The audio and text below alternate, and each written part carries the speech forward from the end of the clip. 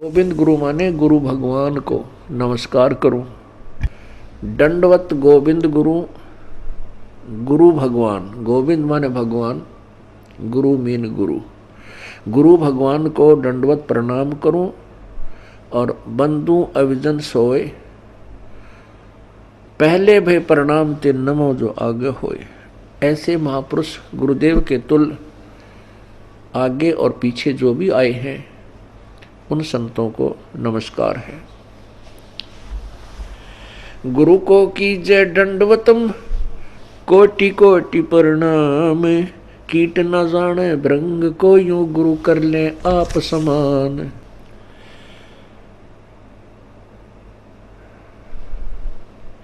गुरु गोविंद कर जानियो, रहियो शब्द समाए। मिले तो दंडवत बंदगी, नहीं पल पल ध्यान लगावे। अपने गुरुदेव के प्रति परमात्मा तुल्य श्रद्धा बनाओगे तभी आप परमात्मा के चरणों में परमात्मा को प्राप्त कर सकोगे।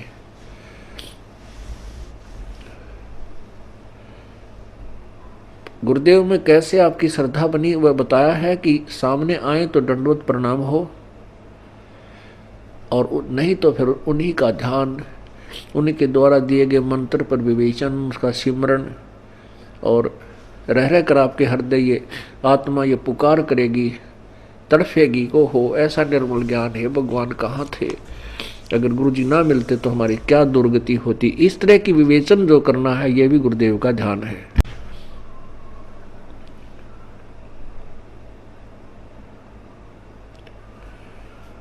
अब क्या विचार करना हमने, सतगुरु के उपदेश का लाया एक विचार। जय सतगुरु मिलते नहीं, जाते नरक दुआरे। सतगुरु का अर्थ होता है तत्वदर्शी संत, यथार्थ ज्ञान प्रकाशक।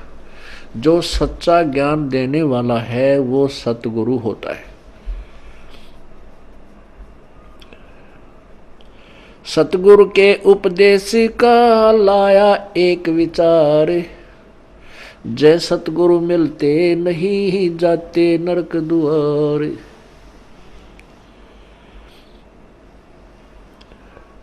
यम द्वार में दूत सब करते खेचातान। उनत कभू ना छूटता, फिर फिरता चारों खानी। कबीर चार खानी में भरमता, कभो न लगता पार। सो फेरा सब मिट गया, मेरे सतगुरु के उपकार। होय होय। इतनी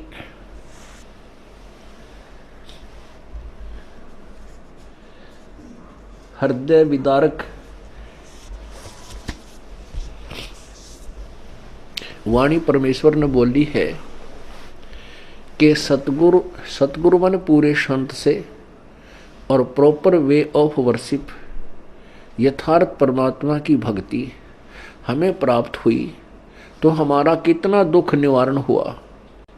यदि सतगुरु ना मिलते और नकली गुरुओं के साथ हम लगे रहते, लोक वेद के आधार पर भक्ति करते रहते, फुंसी हो जाए उनमें मवाद हो, ये मक्खियां कितना परेशान किया करती हैं। ऐसे ही यम के दूत नरक के अंदर इन प्राणियों को परेशान करते हैं।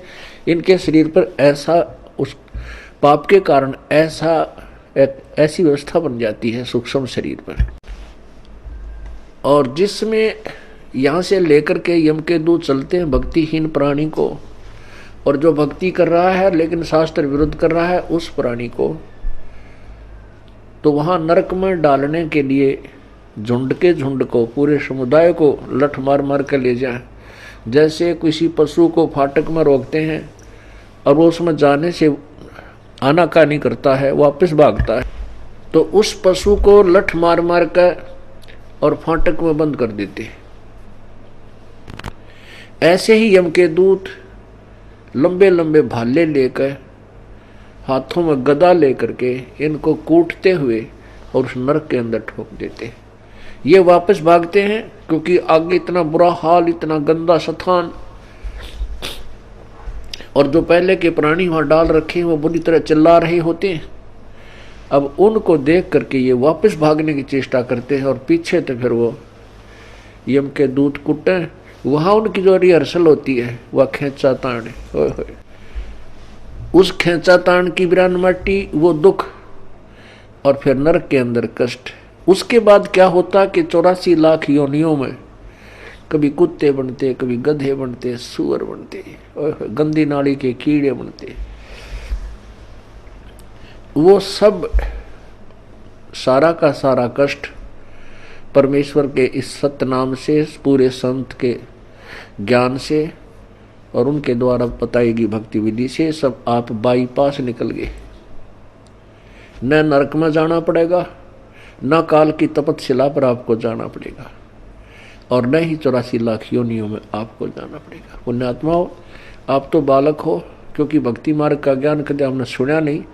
केवल जैसा भी परंपरागत हमारे जिस भी धर्म में हम जन्मे हैं उन्हीं लोक वेद को हम अंतिम भक्ति का ज्ञान, आध्यात्मिक ज्ञान मानकर उसी पर आश्रित थे। वो तो कैखा भी नहीं थी भक्ति का, आध्यात्मिक ज्ञान का वो कैखा भी नहीं प्राप्त था हमारे को।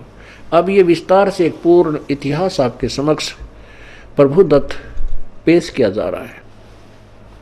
अब जिससे सतगुरु के उपदेश यानी ज्ञान और मंत्र भक्ति से इतना ढेर सारा कष्ट हमारा टल गया हो, तो उस गुरु जी के बारे में क्या बताते हैं।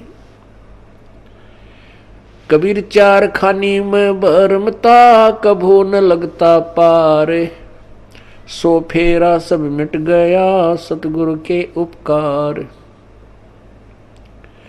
7 समुद्र की मसी करूं, लेखनी करूं बन राय, धरती का कागज करूं, गुरु गुण लिखा न जाए। क्या बताते हैं परमात्मा, अपनी महिमा आप ही सुनाते हैं कि ऐसे परम संत की क्या महिमा करूं। यदि मैं पूरी पृथ्वी का कागज बनाऊं और 7 समुद्रों की इंक बना लूं,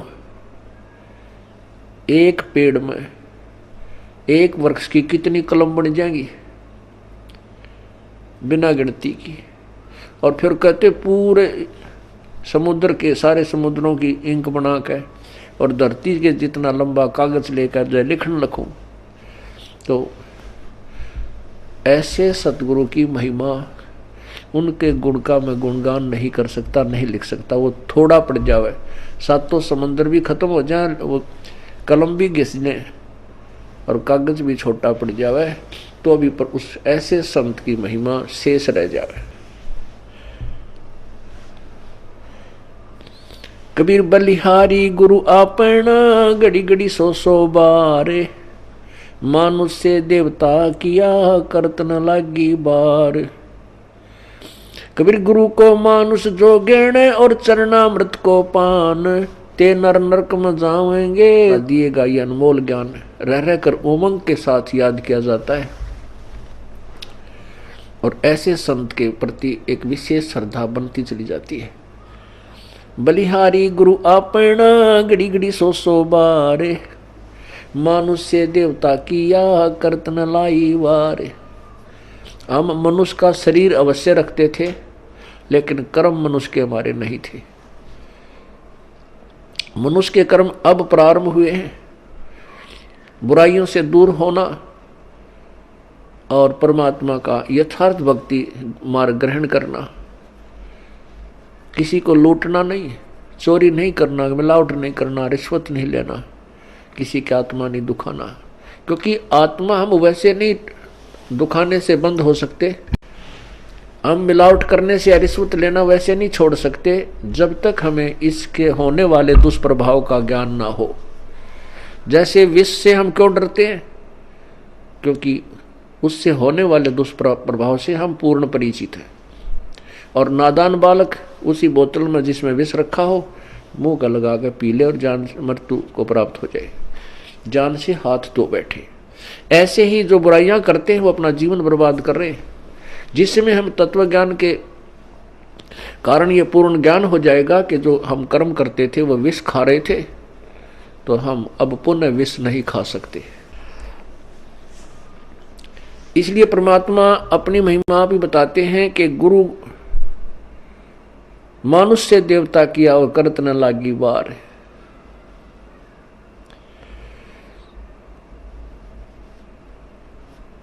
कबीर गुरु को मानुष जो गिरने और चरणामृत को पान, ते नर नरक में जावेंगे जन्म जन्म हमें समान।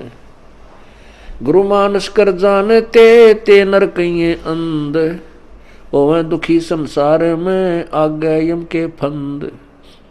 कबीरा ते नर अंध है गुरु को कहते और, हरि के रूठे ठोर है गुरु रूठे नहीं ठोर। कबीरा हरि के रूठते गुरु की शरण में जाए, कह कबीर गुरु रूठ गए तो हर ना होत सहाय। कबीर गुरु से ज्ञान जो लीजिए शीश दीजिए दान, बहुत भोंदू बह गए ये राख जीव अभिमान। अब क्या बताते हैं परमात्मा, आप ही आकर के अपने पाने की विधि को और गुरु मर्यादा को वो स्वयं बता रहे हैं। ये परमेश्वर कबीर जी का आदेश है और उसी को हम पाने के लिए चले हैं। उनके आज्ञा का हम उल्लंघन करेंगे, उनके वचनों का उल्लंघन करेंगे तो हम प्रभु प्राप्ति नहीं कर सकते। फिर फायदा क्या इस परमात्मा के मार्ग पर लगने का। और ये इतना आसान मार्ग है कि गरीब से गरीब और साहूकार से साहूकार, रंक से रंक और राजा से राजा, कितना ही महाराजा भी क्यों ना हो वो भी प्रभु प्राप्ति कर सकता है, लेकिन उसने अपनी क्रियाओं में परिवर्तन करना होगा और प्रत्येक कदम परमेश्वर के निर्देश अनुसार ही रखना होगा, तब हम परमात्मा पा सकेंगे। अब क्या बताया है कि गुरु गोविंद दोनों खड़े हैं किसके लागू पाए। बलिहारी गुरु आपना जिन गोविंद दियो मिलाए।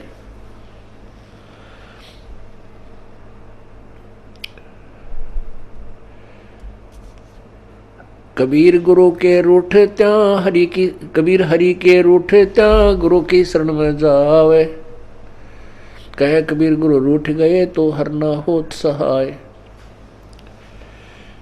परमात्मा स्वयं ही बता रहे हैं कि एक तरफ गुरुजी खड़े हैं और दूसरे साथ में परमात्मा खड़े हैं, तो किसके हम चरण छुएं, किसका विशेष आदर करें, किसकी चाह प्रथम करें।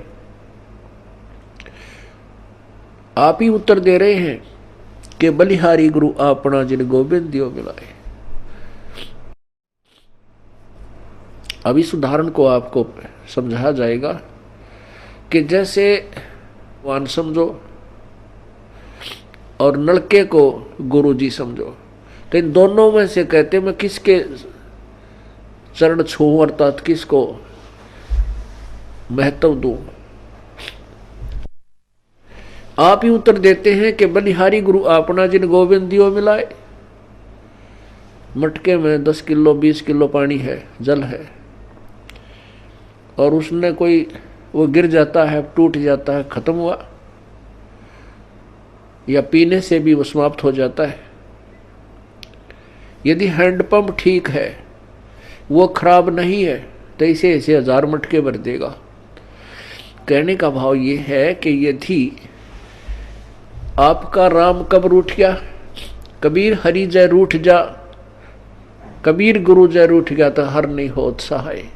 और यदि कबीर हरि जय रूठ जा, गुरु की शरण में जावे,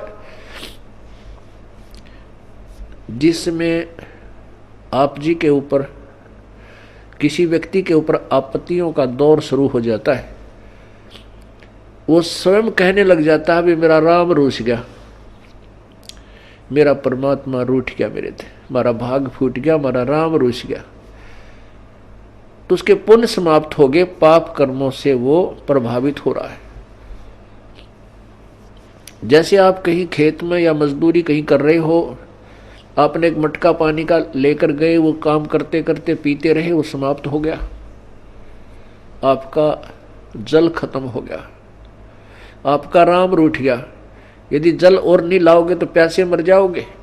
तो कहाँ जाते हैं? हैंडपंप या कुएं में। उस कुएं से या हैंडपंप से वो जल, वो मटका फिर भर लाते हैं, तो वो फिर से काम शुरू हो गया।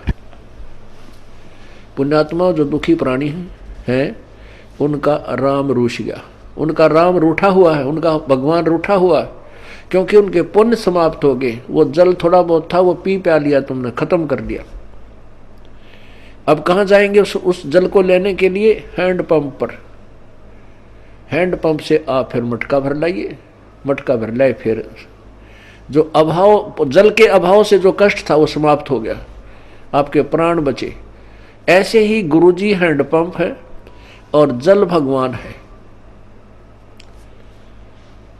अब यदि आपने हैंडपंप पे तोड़ दिया, उसको मिस हैंडल करके, उसके साथ बदव्यवहार करके, उसका ऐसे ऐसे झटके पटके नू नू कर कर वो तोड़ दिया, उसकी कोई वासर खराब होगी या किसी प्रकार भी, तो जल आना बंद हो गया। तो फिर वो जल